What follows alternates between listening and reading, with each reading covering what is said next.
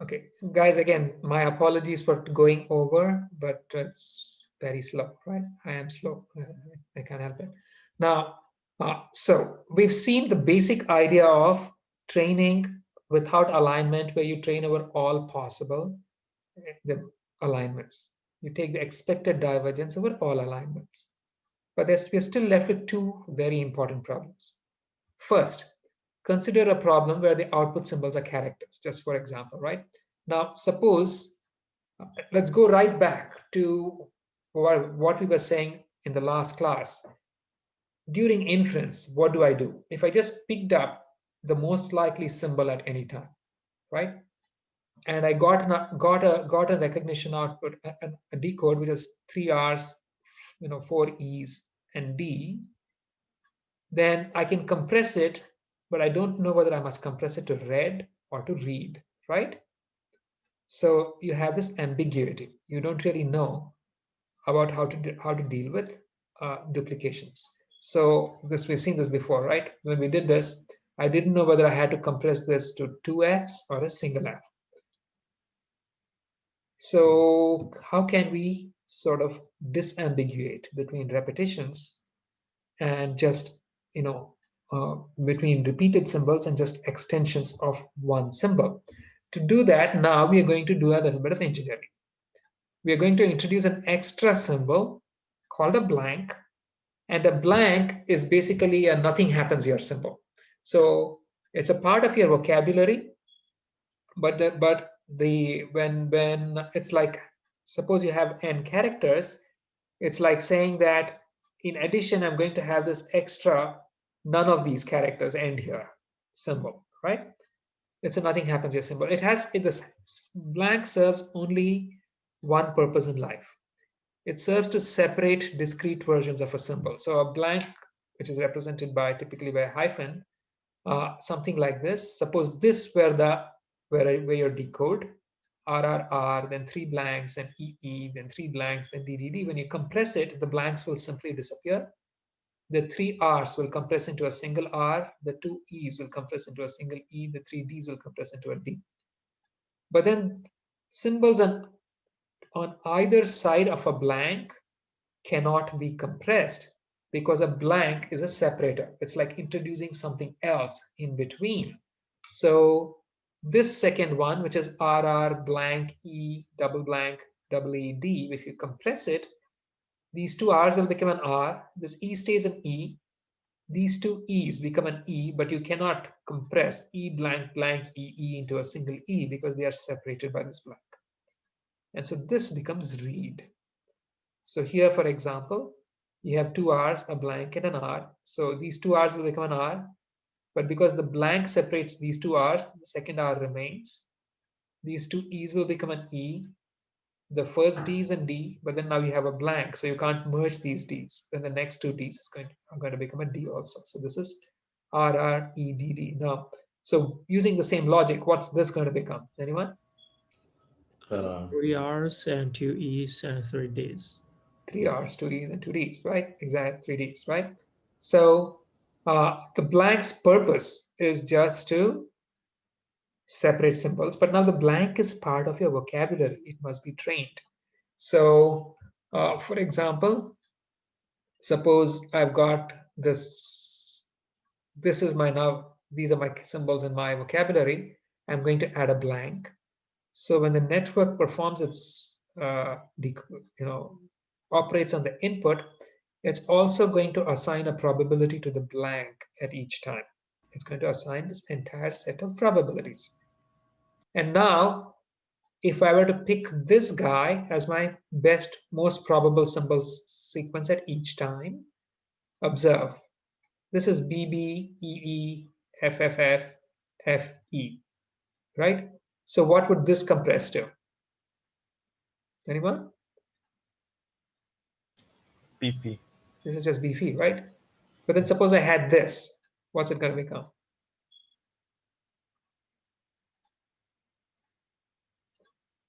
Anyone? This guy, what would this become? PP. Yeah, because it's B, F. What about this? It's still beefy. Not really, because between the two F's, I've got a blank. Okay. Mm-hmm. Two F's, right? And then an E. So is it making sense what's happening here? Yep. Okay. So introducing this blank changes the manner in which we compose the graph. So suppose I was just I've sort of flipped it. Instead of beefy, I've made it EEF, just so I have no idea why I chose this example. It's horrible. But it's, so this one, now because I have repetitions of E, right? So this is good for illustration. Now, when the manner in which we originally composed the graph without blanks was like this, right? But now once I begin introducing blanks, the manner in which I compose the graph changes. So I now have to account for the fact that I might actually have repetitions. And so here's what we get. We're going to introduce one row of blanks between every two symbols.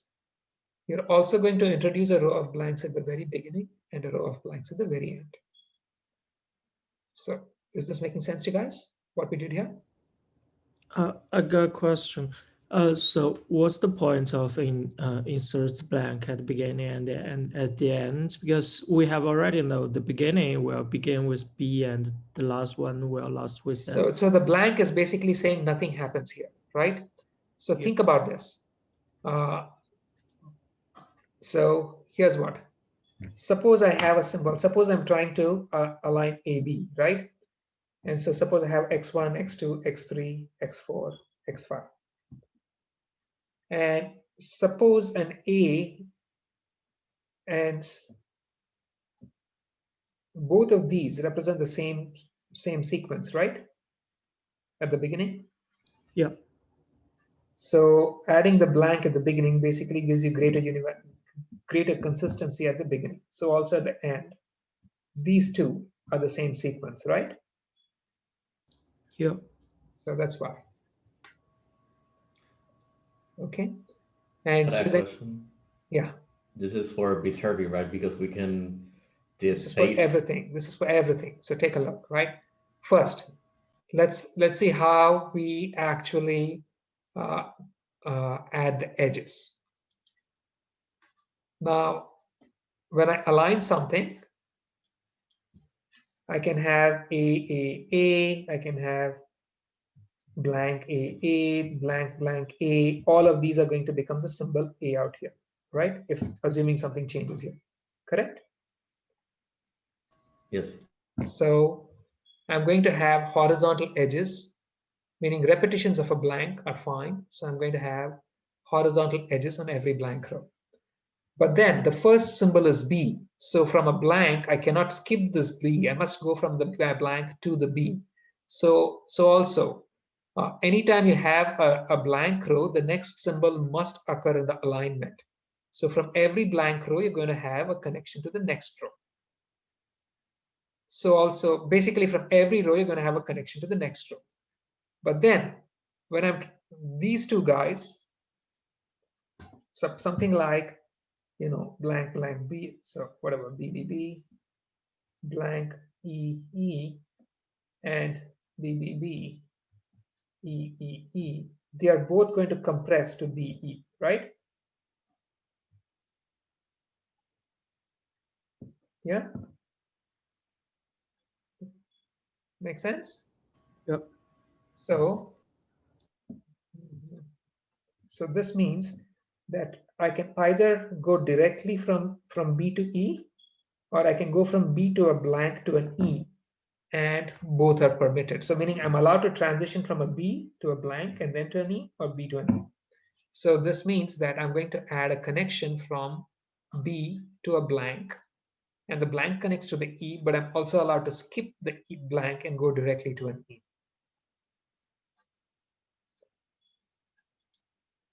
So you have this initial and final blanks, and then you get these symbols over here where when the two symbols are different, I'm allowed to skip the blank in between.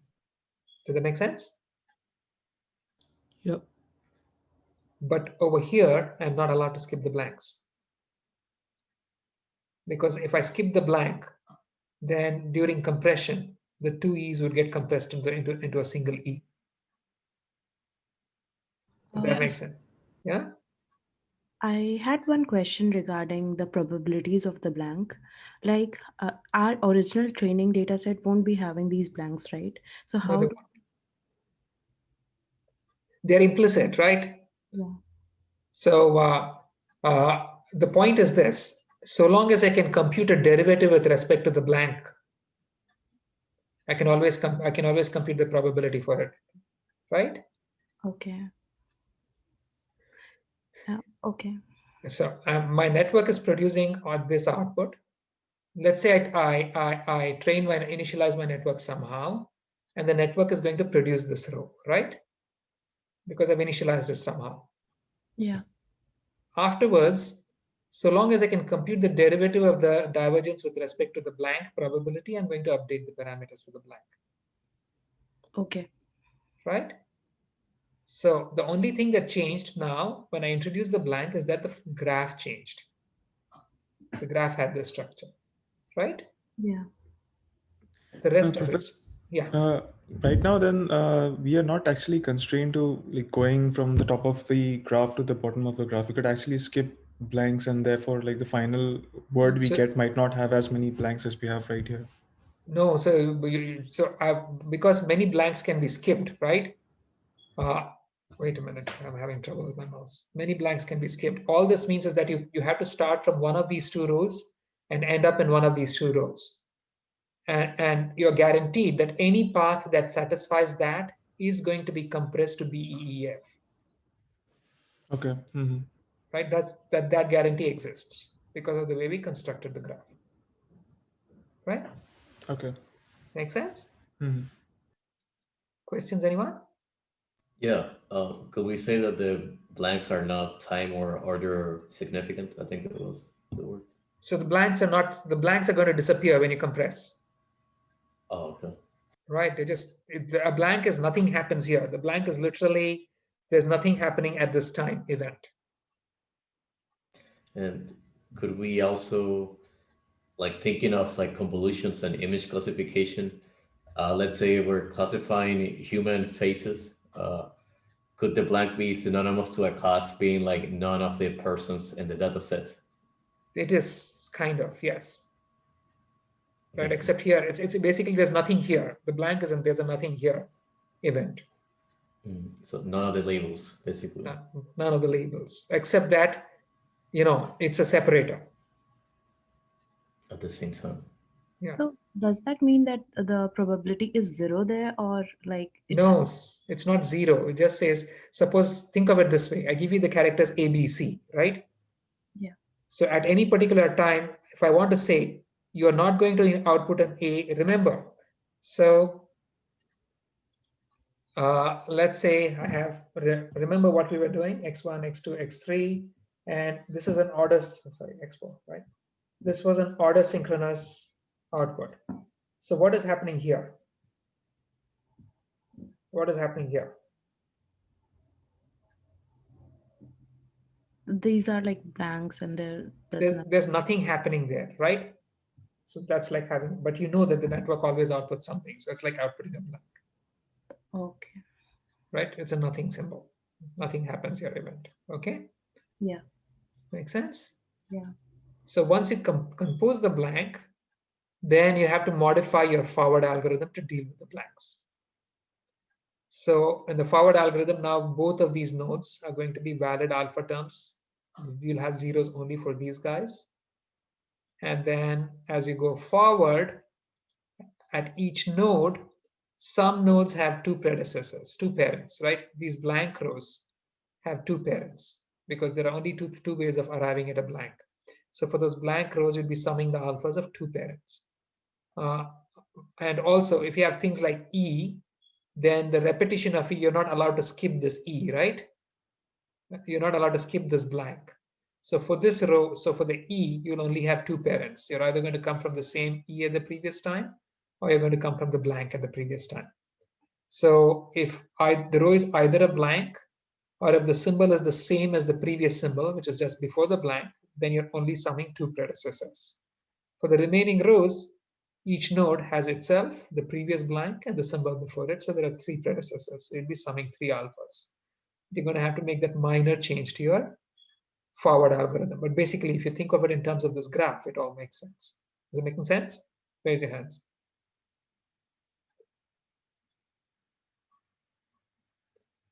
Considering the so the rest of you, have I lost you here?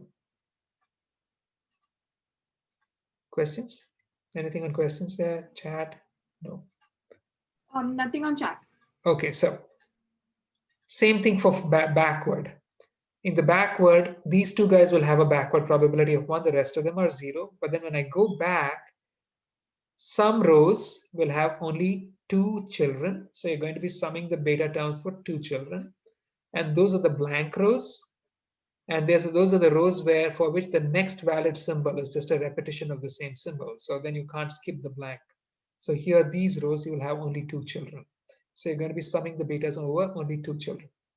The remaining rows, like this guy, you can either go straight or go to the blank or go to the next symbol. So there you will have 3 children. So as you go back, you're going to be summing over 3 children. So this is still the same beta formula as before, except that the number of children is going to differ based on whether it's a blank and based on whether the symbol itself is repeated or not.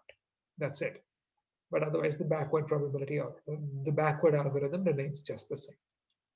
And so I have the pseudocode for it.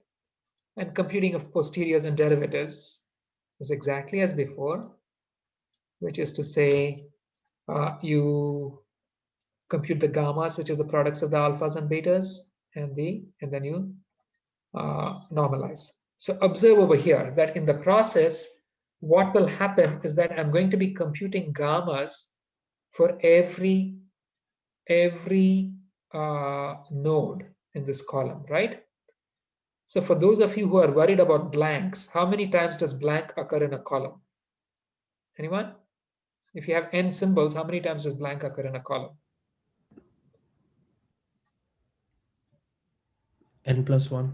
n+1. n+1. So when you compute the derivative for the blank, you're actually summing n+1 entries. So you are going to get a much more robust derivative for the blank than you are for anything else, really. Does that make sense? Yes. Yeah. So you'll actually compute the derivatives for blanks, and you can actually use those to update your parameters. So the procedure, the overall training procedure is the same as we Professor? had. Yeah. I just had one doubt. So with the blanks, we actually don't know how many blanks might come out of our output. So how do we figure out how many times we have to add which blanks to add to the derivative? This is the entire graph. You're using the entire graph. When you're computing the derivative, you're taking the expectation over the column, right? Mm-hmm. So you're taking over the expectation over the entire column. Okay. Every blank that occurs in the column. Okay. Mm-hmm. So here you'd actually be summing over 5 blank nodes, right? No, but what if we skip blanks? It doesn't matter. This is over all possible alignments. Okay. So you're computing, you'll be getting a gamma for everything here. You're not doing a Viterbi. This is the forward backward. Okay. Right. So when you're going forward, you'll be getting alpha terms for the entire column. When you're going backward, you'll be getting beta terms for the entire column.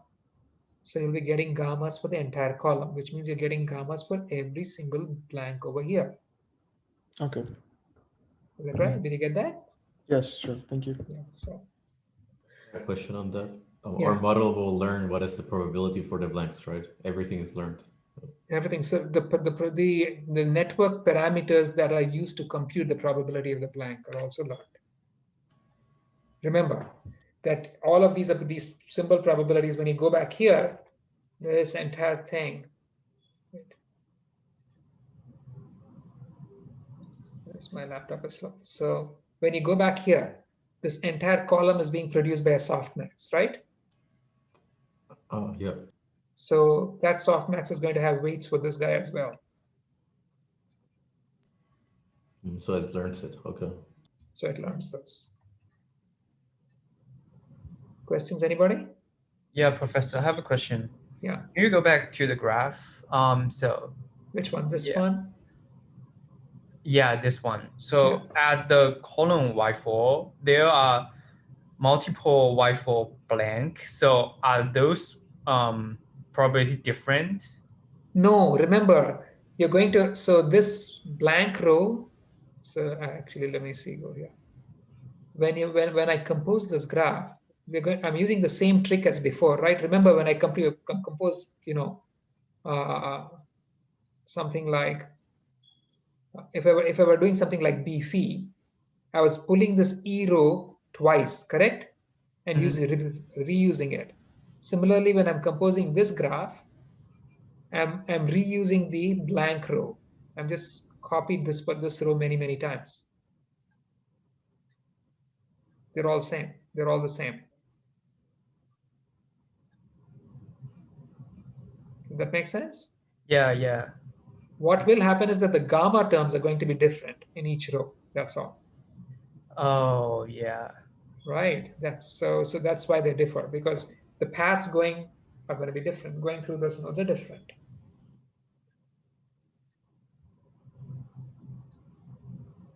Any more questions, guys? No. Okay, so the overall training, you're given some training input, you compute this probability table, you compose your graph, then you run the forward and backward and alpha and beta through this expanded graph, which also has the blanks, compute the gammas, compute the derivatives, backpropagate. Everything works. This is just straightforward. Once you figure out how the whole thing is done, the rest of it is very straightforward. So this overall framework that we just saw is what we call connectionist temporal classification. It's connectionist because it's a neural network. It's temporal because you're doing going over time.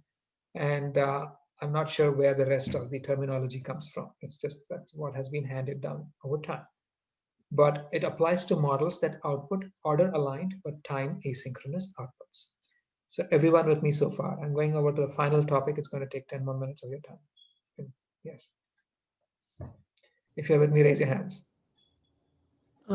Yeah, I got a question. So, since the blank, all the blanks here share the same weights, right? Same, yes. It's just one single blank which is being output by the network, right? Yeah. So would that cause some problem to our prediction? Because in practically, I think the blank for B, let's say for the first character and second character and so on, would be somewhat different. But so you want to have as many blanks in your vocabulary as your symbols? Yeah. That's So a perfectly you're actually that's a reasonable thing to be doing. You're increasing the number of parameters. And practically speaking, it doesn't seem to make a difference, but you can try. Okay. Right? Okay. Yeah. And so it's a very, and you can try this in homework 3 and see if it helps you at all. Okay. Right? Thanks. Okay. All right, guys. So final topic, right? Remember what we did, even if you're assuming that you have blanks, okay? What we did when we were trying to actually perform the final classification was that we got this input and then we could pick the most likely outputs and then compress them. And if you have blanks, you're going to get an unambiguous sequence. So it's not even a problem, right? But what are we really trying to do? Consider this guy, right? So let's say you have this model which has blanks. So you have unambiguous outputs. And these are for all of these possible outputs, here are the probabilities. So suppose the probability for RR blank EED is 0.7. This compresses to red, right? For RR blank blank ED, it's 0.68. This compresses to red. For RR EED, which also compresses to red, it's 0.69. And now you have these three guys. Also, I mean, you're going to have any number of outputs, any number. So if I can pull out pretty much any sequence, but I've just chosen some 6, okay? And let's say these are your 6 most probable output sequences. which one would you select of these? Anyone? The red ones. So if you just pick the most likely output, you're going to end up picking up this guy, right? Oh, The most likely aligned output is this term, oh, the max one. the Okay. max, right? But the most likely compressed sequence is red, right? That makes sense? Yep. Yeah. Yes. So what we really want to do, a greedy decode that just picks the most likely aligned output is going to pick up TED. A decode that considers all alignments of the final output is going to select red. So basically, we want to say that regardless, so you might find that, you have some inputs, and I have, this is red, this is red, right? And this is red. And say this is say 0.7, 0.69, 0.68. And then I also get TED, and this is 0.8, and then I get, and there are many others, and let's say the rest of them have very low probability. And then this is 0.1, and this is 0.01. Clearly, the fact that this one guy really has a very high probability is probably noise, because statistically this one dominates. So you really want to be picking red as your hypothesis and not TED. And just picking the most likely guy is not going to work out for you, right? So now it turns out that picking the most likely guy actually isn't so bad, specifically for the CTC model, for a very interesting reason. Here's this wonderful example from Graves' paper for how the CTC decoder already works. This third panel was the most important one. It shows the probabilities assigned to various symbols against time. The dotted line is the blank, and each of the other ones is a different symbol. It turns out that you will typically get outputs of this kind, where for extended periods of time, the most likely symbol is just the blank. And only towards the end of the symbol that you're actually going to get a peaky probability for some symbol. So even if you just did a greedy decode over something of this kind, you're still going to end up with a reasonable decode, because there's very little confusion. The blanks just do the right thing most times, but you can't depend on it, right? We really want to find the most likely order aligned sequence, whereas the greedy decode finds the most likely time synchronous sequence. And so here's what our actual objective is. We want to find the order aligned sequence of some length that has the highest probability given the input. So this is our actual objective, right? And now suppose I give you a specific symbol sequence, a compressed symbol sequence. When I compose the graph for that specific symbol sequence, what was this term? Anybody remember? The alpha at this bottom right corner? What was that? Probability of graph. And what was that in turn? That was the probability for the sequence, right? Yeah. So basically what we want to do, so we know how to compute the probability of a compressed sequence given an input. I just have to compose the graph for it and compute the alpha term out here, right? Does that make sense? Yep. Okay. So if you want to find the most likely compressed symbol sequence, for every possible symbol sequence, you want to compose the graph, find the alpha term at the bottom right corner, and pick the sequence for which this alpha term was largest. Does that make sense? Yes, no? Yeah. This is going to be impossible, because there are an exponentially large, I mean infinite symbol sequences effectively for not quite infinite, but an extremely large number. So here's what we will do. Instead, we are going to begin organizing our hypotheses in a tree. I'm going to just say that, let's say this time my vocabulary is just 2 symbols, S1, S2, right? Let me call this AB. I mean, of course, in real life, you'll have many, many more symbols, but this is just for illustration. My first symbol in my compressed sequence can be a blank. In my aligned sequence, I know. So let's think of how we can construct specific sequences. My first symbol can be a blank, it can be an A, and it can be a B, right? And so the very first symbol can be any of these 3 guys.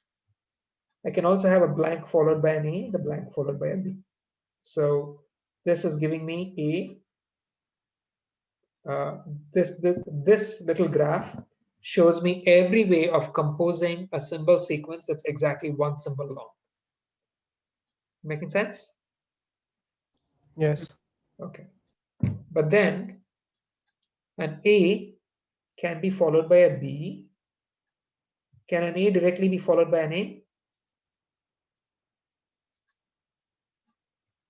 In the compressed sequence, yes, no? No. No.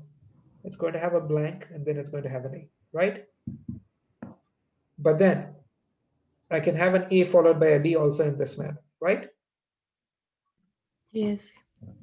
Similarly, I can have a B followed by an A, but to follow for a B to follow a B, it needs a blank, but then I can have this thing. So these guys now represent all symbol sequences of 2 symbols, these 4 nodes, correct? Right. Okay.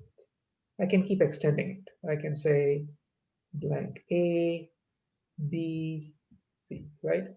And same, and keep attaching the same thing at each of these nodes. So this tree structure over here represents all possible ways of composing symbol sequences of length 3. Is this making sense? Yes. Okay. So here's what I'm going to do. That tree that I drew over here, I've drawn that tree vertically to the left. Okay. It's literally just this tree, but instead of drawing it as a tree, I just sort of laid it out in a line with arrows that jump. And so this is my tree structure. Okay. And now the input, I'm going to form this table. I'm going to have 1 row per symbol in my tree, just like we were doing for the forward algorithm. I'm going to have 1 row per symbol in my tree. So, for example, every S2 row is going to be the probability, the probability row for S2 from the output table of the network. I'm just sort of constructing this large table for this tree. Okay. And then, so this node over here is going to be the probability assigned to S2 at time 2 by the network. Then I'm going to add these arrows. So what are these arrows? I'm going to add an arrow from any node at any time to any node at the next time if there is an arrow from that node here to the corresponding row on this tree structure. So is that making sense? Yes. So blank can go to a blank. Blank goes to S1, so I have this arrow. Blank has an arrow to S2, so I have this arrow, right? Or this guy. So this, any node over here, it has going to have connections to itself. But then S2 can come from S1. So I'm going to have this arrow from S1. S2 can have a connection from this blank. So there's going to be a row from this blank row. So you see how this graph is made? Raise your hands if you see this, because this is the key piece. A blank will never connect to a blank, right? Yeah, because in the tree we didn't, right? This was the tree. This tree made sense, right? Yeah. So this is just the tree. Okay. Right? So now observe anything. Any node over here, so every node in the tree actually represents a complete symbol sequence, right? A compressed symbol sequence. Yes. So every node over here represents a compressed symbol sequence. Correct? Yes. I can just run the forward algorithm left to right on this graph. Right. And then finally, when I get the last input, I'm going to get the alphas for all of these guys. I can just pick the largest alpha, and that is going to give me the most likely compressed sequence. It makes sense? Yes. Right? Actually, I have to worry about this. For example, because you're also allowed to terminate with a blank, so I have to add alpha S1 and alpha S1 blank to decide which is the most likely symbol sequence. But besides that, this will just work. What is the problem with this? Anyone? What can happen? This guy. Yeah. So it can blow up, right? So this is just the forward algorithm. What will happen is that as this tree is infinitely deep, as you get more and more inputs, this is going to blow up. So we will do a simple trick. The graph gets exponentially large very quickly. So we will have a simple pruning strategy. At the first time, we're going to compute these 3 nodes. Then at the next time, we are going to compute all of the valid nodes in this column, but then we'll retain only the top k of the nodes. So for example, here we have 1, 2, 3, 4, 5, 6, 7 possible nodes. I'm going to delete the 3 least likely nodes and retain only the top 4. Then I'm going to compute the next column using only these 4. And then once again, I'm going to delete everything except the top 4. Then I go to the next time. So what happens is that at any time, instead of blowing up exponentially, my graph is going to have only 4 nodes. And each of those 4 nodes represents a complete compressed symbol sequence. And then at the final time instant, I'm just going to pick the symbol sequence with the highest probability. So did that make sense? Yeah. And are these 4 nodes like the hyperparameter of the network? Like, That the number 4 is a hyperparameter. It's a beam width, okay. right? And so this is your beam decoder, right? So I have the pseudocode for the beam decoder is in the slides. And that is going to give you the optimal compressed sequence. So the story so far, sequence to sequence networks, which irregularly produce output symbols, can be trained by either iterative alignment and training or optimizing the error over all possible alignments. Distinct repetitions can be disambiguated from repetitions representing the extended output of a single sequence by introducing blanks.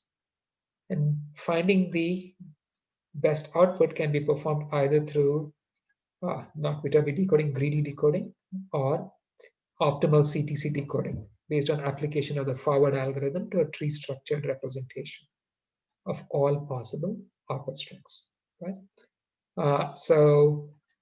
I'll stop right here. There's some extra slides which are not really relevant. Rashmi, can you stop recording? Rashmi is gone. Okay, let me do this. Stop recording.